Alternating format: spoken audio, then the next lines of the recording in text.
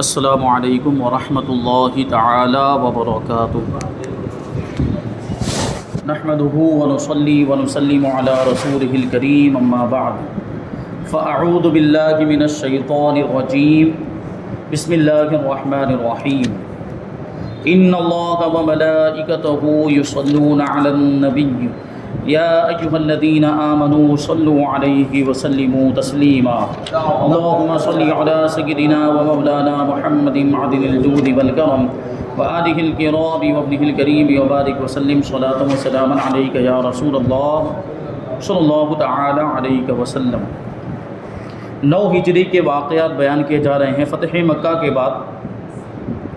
جو لوگ کفار قریش کے ڈر کی وجہ سے مسلمان نہیں ہو رہے تھے، حالانکہ اسلام کی حقانیت اور صداقت کا انہیں یقین ہو گیا تھا،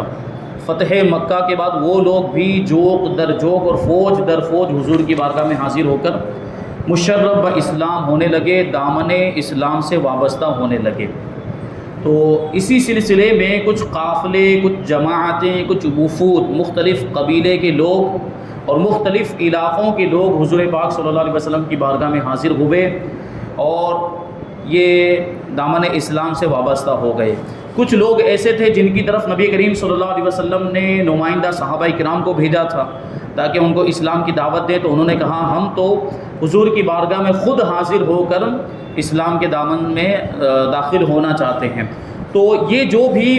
جماعتیں، قافلے اور وفود حضور کی بارگاہ میں حاضر ہوئے تھے، ان کو وفود العرب کہا جاتا ہے۔ تو اس میں حضور پاک صلی اللہ علیہ وسلم نے ان کا کیسے استقبال کیا اور کون کون سے قبیلے کے لوگ حضور پاک صلی اللہ علیہ وسلم کی بارگاہ میں حاضر ہوئے تھے، تو اس میں وفد ثقیف یعنی قبیلہ بنو ثقیف جو یہ نام کا قبیلہ تھا،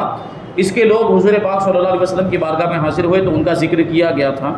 اب یہاں سے وفد کندہ کے بارے میں عرض کرتے ہیں کہ کندہ جو ہے کہ قبیلے کا نام تھا، تو کہتے ہیں کہ یہ لوگ یمن کے اطراف میں رہتے تھے، یمن کے ارد گرد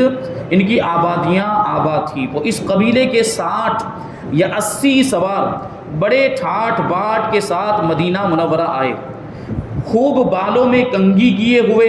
اور ریشمی گونٹ کے جبے پہنے ہوئے۔ ریشمی گونٹ مطلب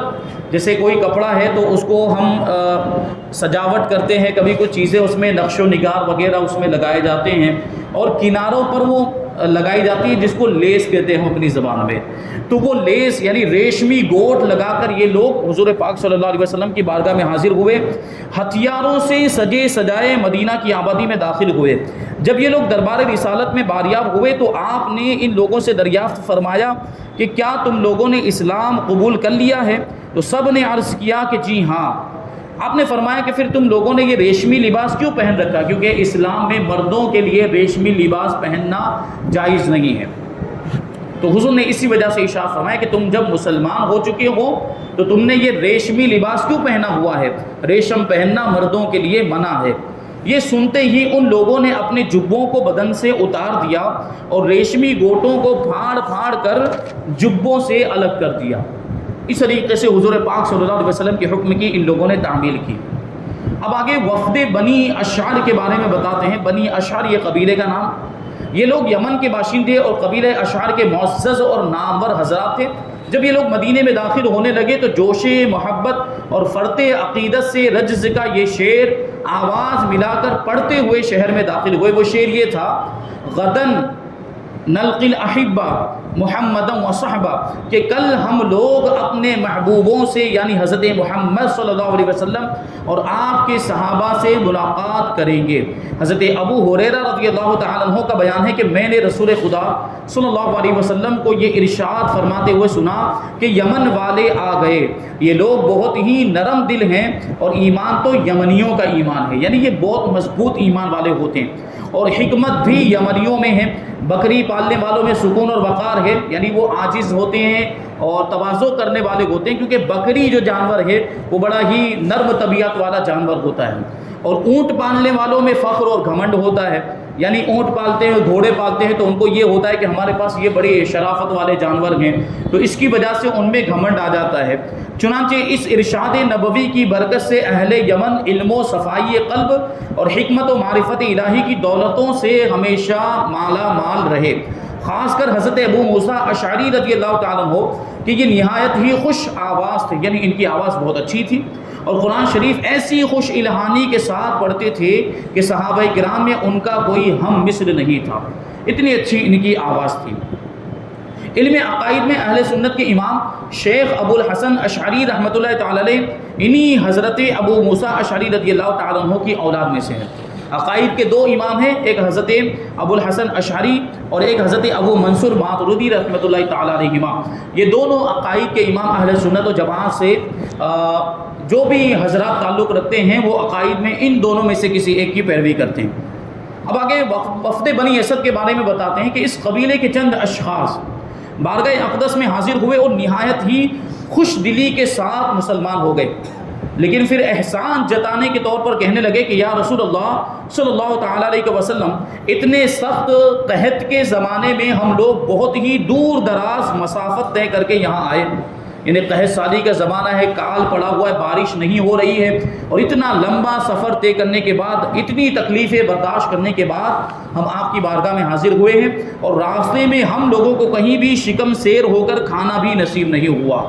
اور بغیر اس کے کہ آپ کا شکر، آپ کا لشکر ہم پر حملہ آور ہو، ہم لوگوں نے برایزا و رغبت اسلام قبول کر لیا، یعنی جنگ کیے بغیر ہی ہم نے سر تسلیم کو خم کر دیا اور اسلام کو قبول کر لیا۔ ان لوگوں کے اس احسان جتانے پر خدا مند قدوس نے یہ آیت کریمہ نازل فرمائی کہ مسلمان ہونا اچھی بات ہے، اسلام قبول کر لیا اور خوشی کے ساتھ، رغبت کے ساتھ وہ مسلمان ہو گئے، کوئی جنگ نہیں کرنی پڑی، اور ظاہر سی بات ہے تکلیفیں بھی انہوں نے برداشت کی، شکم سیر ہو کر کھانا نہیں ملا، یہ ساری چیزیں تھیں۔ یقیناً یہ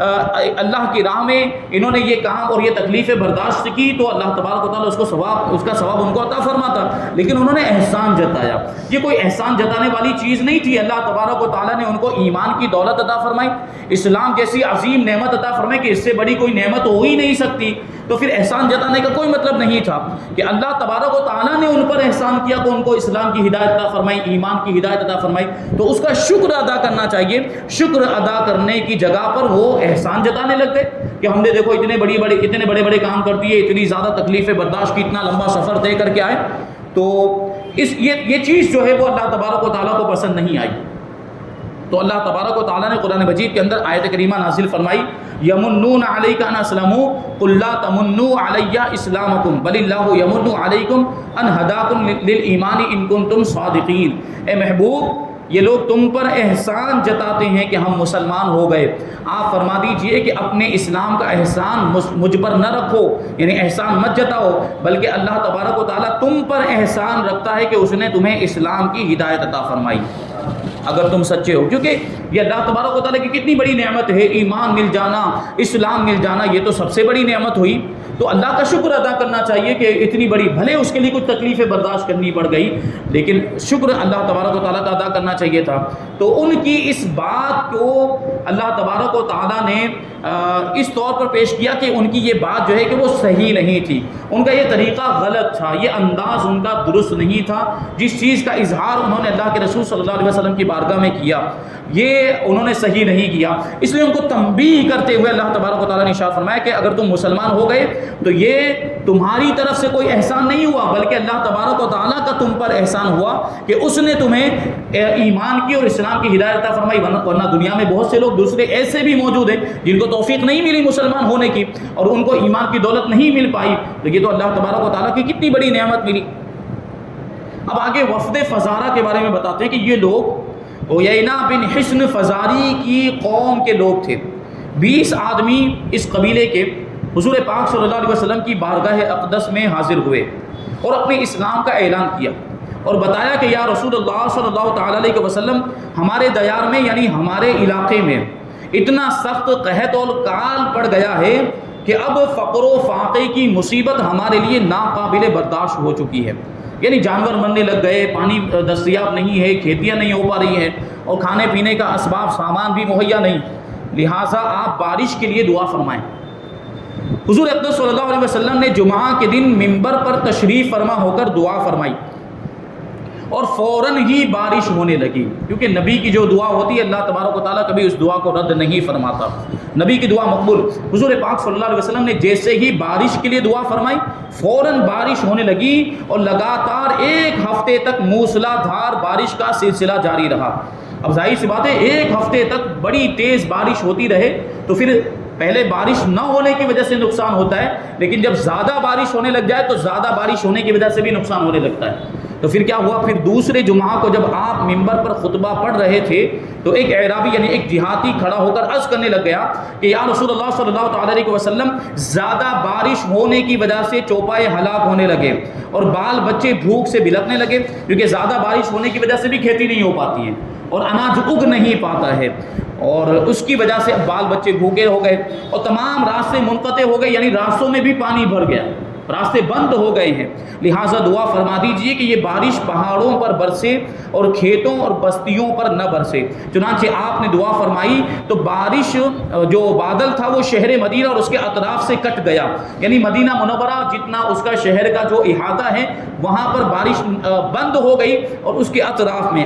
اور فرماتے ہیں کہ 8 دن کے بعد مدینہ منورہ میں سورج نظر آیا تھا، مدینہ منورہ کے ارد گرد۔ اور بیان کرنے والے راوی بیان کرتے ہیں کہ حضور پاک صلی اللہ علیہ وسلم نے اس وقت ارشاد فرمایا تھا حوالینا لا علینا، کہ یہ جو بارش ہو رہی ہے یہ ہمارے ارد گرد تو برسے اور ہم پر نہ برسے، اور حضور پاک صلی اللہ علیہ وسلم نے اپنی انگلی مبارک سے اشارہ کیا تھا ایسے، تو جہاں جہاں انگلی جاتی تھی وہاں سے بادل ہٹتے چلے جاتے تھے، اور وہ بادل دور ہو گئے مدینہ منورہ میں، وہاں سے شہر سے یہ ہٹ گئے اور مدینہ منورہ کے ارد گرد جو ہے بارش ہونے لگ گئی اور مدینہ منورہ میں بارش بند ہو گئی، اور 8 دن کے بعد یہاں پر سورج نمودار ہوا، پھر جو خوشحالی آئی اور جو بھی کھیتی وغیرہ تھی جانور وہ سب تر و تازہ ہو گئے۔ اب آگے وفد بنی مرہ کے بارے میں بتاتے ہیں کہ یہ وفد 13 آدمیوں پر مشتمل تھا، اور یہ 13 آدمی بنی مرہ قبیلے سے تعلق رکھنے والے مدینہ منورہ آئے تھے۔ ان کا سردار حارث بن عوف وہ بھی اس وفد میں شامل تھا۔ ان سب لوگوں نے بارگاہ اقدس میں آنے کے بعد اسلام قبول کیا اور قحط کی شکایت کی، اور باران رحمت کے لیے انہوں نے بھی دعا کی درخواست کی کہ حضور بارش کے لیے دعا فرمائیں۔ حضور صلی اللہ علیہ وسلم نے ان لفظوں کے ساتھ دعا مانگی کہ اللہم اسقہم الغیث، اے اللہ ان لوگوں کو بارش سے سیراب فرما دے۔ پھر آپ نے حضرت بلال رضی اللہ تعالیٰ عنہ کو حکم دیا کہ ان میں سے ہر شخص کو ایک اوقیہ چاندی، ایک اوقیہ چاندی، یہ ایک اوقیہ چاندی یہ تقریباً 3-4 تولہ کے برابر ایک اوقیہ ہوتا ہے، تو ایک اوقیہ چاندی ان میں سے جتنے بھی لوگ آئے تھے، کتنے لوگ آئے تھے؟ 13 لوگ آئے تھے، ان 13 لوگوں کو، تو 13 لوگوں میں سے ہر ایک کو تقریباً 4 تولہ چاندی دینے کا حضور نے حکم دیا، اور 400 درہم انعام اور تحفے کے طور پر ان سب کو عطا فرمائے۔ یہ ان کی دل جوئی کے لیے اور ان کے دل کو اسلام سے قریب کرنے کے لیے حضور پاک صلی اللہ علیہ وسلم نے یہ انعام ان کو عطا فرمایا، اور آپ نے ان کے سردار، اب سردار کا معاملہ الگ ہوتا ہے، عام لوگوں کو جو انعام دیا جائے اگر وہی انعام اور تحفہ سردار کو دے دیا جائے تو بعض اوقات اس کو برا لگ جاتا ہے، بھائی میں تو سردار ہوں، میں تو اتنا بڑا آدمی ہوں، مجھے بھی وہی انعام دیا جا رہا ہے جو میرے قبیلے کے عام لوگوں کو دیا گیا۔ اس لیے حضور پاک صلی اللہ علیہ وسلم نے اس کے مرتبے کا لحاظ کرتے ہوئے، اس کی پوزیشن کا لحاظ کرتے ہوئے کہ وہ قبیلے کا سردار تھا، حارث ابن عوف کو 12 اوقیہ چاندی شاہانہ عطیہ عطا فرمائی۔ لوگوں کو ایک اوقیہ دی تھی لیکن اس کو 12 اوقیہ چاندی عطا فرمائی۔ جب یہ لوگ مدینے سے اپنے وطن پہنچے تو پتہ چلا کہ ٹھیک اسی وقت ان کے شہروں میں بارش ہوئی تھی جس وقت سرکار دو عالم صلی اللہ علیہ وسلم نے ان لوگوں کی درخواست پر مدینہ منورہ میں رہتے ہوئے بارش کے لیے دعا مانگی تھی۔ یہاں حضور نے دعا مانگی اور وہاں ان کے شہروں میں بارش اللہ تبارک و تعالیٰ نے عطا فرمائی تھی۔ اب آگے وفد بنی البکام، اس وقت کے ساتھ حضرت معاویہ بن سور بن عباد رضی اللہ تعالیٰ عنہ بھی آئے تھے جو 100 برس کی عمر کے بوڑھے تھے۔ ان کی عمر کتنی تھی؟ 100 سال کی عمر تھی۔ ان سب حضرات نے بارگاہ اقدس میں حاضر ہو کر اپنے اسلام کا اعلان کیا، اسلام قبول کر لیا۔ پھر حضرت معاویہ بن سور بن عباد رضی اللہ تعالیٰ عنہ نے اپنے فرزند حضرت بشیر رضی اللہ تعالیٰ عنہ کو حضور کی بارگاہ میں پیش کیا اور یہ گزارش کی کہ یا رسول اللہ صلی اللہ تعالیٰ علیہ وسلم، آپ میرے اس بچے کے سر پر اپنا دست مبارک پھرا دیں ان کی درخواست پر حضور اکرم صلی اللہ علیہ وسلم نے ان کے فرزند کے سر پر اپنا مقدس ہاتھ پھرا دیا اور ان کو چند بکریاں بھی عطا فرمائی، یعنی اس قبیلے والوں کو کچھ بکریاں بھی عطا فرمائی، اور وفد والوں کے لیے خیر و برکت کی دعا فرما دی۔ اب کس نے دعا کی تھی؟ حضور پاک صلی اللہ علیہ وسلم نے دعا کی تھی، تو یہ دعا تو قبول ہونے والی تھی۔ اس لیے بیان کرتے ہیں کہ اس دعائے نبوی کا یہ اثر ہوا کہ ان لوگوں کے دیار میں، یعنی ان لوگوں کے علاقے میں جب بھی قحط پڑتا اور فقر و فاقہ کی بلا آ جاتی، لوگ بھوکے مرنے لگ جاتے، تو اس قوم کے گھر ہمیشہ قحط اور بھوک مری کی مصیبتوں سے محفوظ رہتے تھے، کیونکہ حضور نے ان کے لیے خیر و برکت کی دعا کی تھی۔ اس لیے یہ لوگ کبھی بھی قحط کی تکلیف سے دوچار نہیں ہوئے۔ لوگ دوسرے جو لوگ تھے، ان کے علاوہ اس علاقے میں دوسرے لوگ رہنے والے، ان کو مصیبتوں کا سامنا کرنا پڑتا، فقر و فاقہ میں وہ مبتلا ہو جاتے، لیکن اس قبیلے کے جو لوگ تھے جو مسلمان ہو گئے تھے، انہیں کبھی بھی ان مصیبتوں کا سامنا کرنا نہیں پڑا، بلکہ وہ ساری مصیبتوں اور تکلیفوں سے محفوظ رہے حضور پاک صلی اللہ علیہ وسلم کی دعا کی برکت سے۔ اب وفد بنی کنانہ کے بارے میں بتاتے ہیں۔ بنی کنانہ یہ قبیلے کا نام ہے۔ تو اس وفد کے امیر کارواں حضرت واصلہ بن اسقا رضی اللہ تعالیٰ عنہ تھے۔ یہ سب لوگ دربار رسول صلی اللہ علیہ وسلم میں نہایت ہی عقیدت مندی کے ساتھ حاضر ہو کر مسلمان ہو گئے، اور حضرت واصلہ بن اسقا رضی اللہ تعالیٰ عنہ بیعت اسلام کر کے جب اپنے وطن میں پہنچے تو ان کے باپ نے ان سے ناراض اور بیزار ہو کر کہہ دیا کہ میں خدا کی قسم تجھ سے کبھی کوئی بات نہیں کروں گا، لیکن ان کی بہن نے صدق دل سے اسلام قبول کر لیا۔ یہ اپنے باپ کی حرکت سے رنجیدہ اور دل شکستہ ہو کر پھر مدینہ منورہ چلے آئے اور جنگ تبوک میں شریک ہوئے، جنگ تبوک جس کا ذکر پیچھے ہوا، اور پھر اصحاب صفہ کی جماعت میں شامل ہو کر حضور اکرم صلی اللہ علیہ وسلم کی خدمت کرنے لگ گئے۔ حضور علیہ الصلوۃ والسلام کے بعد یہ بصرہ چلے گئے، پھر آخری عمر میں شام گئے، اور 85 ہجری میں شہر دمشق کے اندر انہوں نے وفات پائی۔ یہ بڑے جلیل القدر عظیم الشان صحابی۔ اب وفد بنی ہلال کے بارے میں بتاتے ہیں کہ اس وفد کے لوگوں نے بھی دربار رسالت میں حاضر ہو کر اسلام قبول کر لیا۔ اس وفد میں حضرت زیاد ابن عبداللہ رضی اللہ تعالیٰ عنہ بھی تھے۔ یہ مسلمان ہو کر دندناتے ہوئے حضرت ام المؤمنین بی بی میمونہ رضی اللہ تعالیٰ عنہا کے گھر میں ان کے حجرے میں داخل ہو گئے، کیونکہ وہ ان کی خالہ تھی، اور خالہ جو ہے وہ محارم میں سے ہوتی ہے، اس لیے وہ فوراً جو ہے کہ حضرت زیاد بن عبداللہ رضی اللہ تعالیٰ عنہ ام المؤمنین حضرت میمونہ رضی اللہ تعالیٰ عنہ کے حجرے میں داخل ہو گئے۔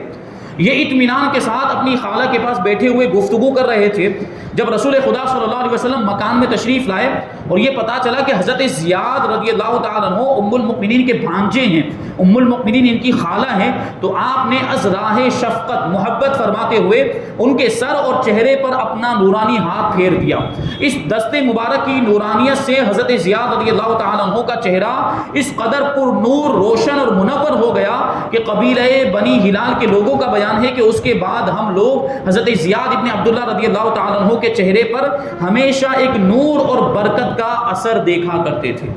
یہ حضور کا دست مبارک کے جس کے چہرے پر پڑ جائے وہ نورانی ہو جائے، تو حضور کے نور کا عالم کیا ہوگا۔ یہ شان حضور پاک صلی اللہ علیہ وسلم کی۔ اب یہاں سے انشاءاللہ تبارک و تعالی وفد زمام ابن ثعلبہ کا ذکر کریں گے،